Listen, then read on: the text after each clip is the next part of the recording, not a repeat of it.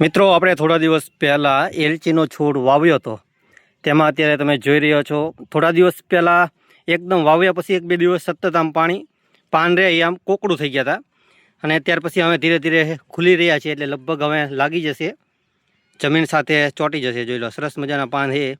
અને આને આમ આપણે ઘસવીને આમ એલચીના છોડને પાનને તો સરસ મજાની સુગંધ આવે. ગુડ મોર્નિંગ, જય શ્રી કૃષ્ણ. હું છું BM રૂજાસરા અને ફરી એકવાર એક નવા વિડીયોમાં સ્વાગત છે તમારું. મિત્રો, આપણે થોડા દિવસ પહેલાં એલચીનો છોડ વાવ્યો હતો, જેમાં થોડા દિવસ તો સતત પાન રહ્યા, એ કોકડું થઈ ગયા હતા.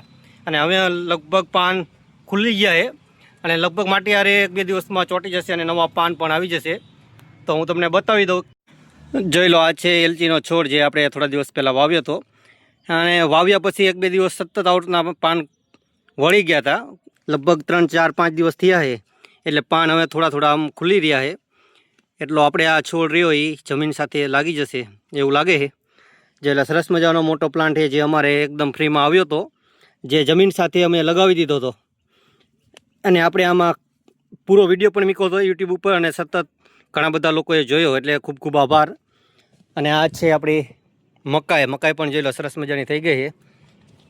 ત્યાર પછી હું તમને બતાવી દઉં, આ છે મરચી, અને મરચીમાં હવે ફ્લાવરિંગ પણ આવવાની શરૂઆત થઈ ગઈ છે. જોઈ લો, અહીંયા કણે જોઈ લો, આ બધી મરચીના છોડ છે. ત્યાર પછી આ છે ટમેટી, અને એક છોડ રહ્યો આપણે જોઈ લો બરી ગયો, મોટો હતો એ રીંગણીનો. તો શા માટે બરી ગયો છે એ તો ખબર નહીં, પણ રીંગણીમાં તમને ફ્લાવરિંગ બતાવવું જોઈએ. આ બીજી છે, અને સૌથી પહેલાં આપણે વાવી હતી તે અહીંયા છે.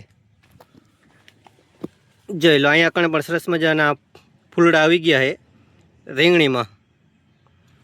ત્યાર પછી આ બંને એમ સૌથી પહેલાં વાવી હતી આપણે, અને બંનેમાં અત્યારે ફૂલ આવી ગયા છે. જોઈ લો, અહીંયા કણે પણ સરસ મજાના ફૂલ આવી ગયા છે. અને આમાં ઈયળ આવી ગઈ હતી, એટલે આપણે આમાં રાખ નાખીએ. જોઈ લો, ઘણા બધા પાન ડેમેજ થઈ ગયા છે. અને ત્યાર પછી આપણે આમાં રાખ નાખીએ, એટલે જોઈ લો હવે એક પણ ઈયળ દેખાતી નથી.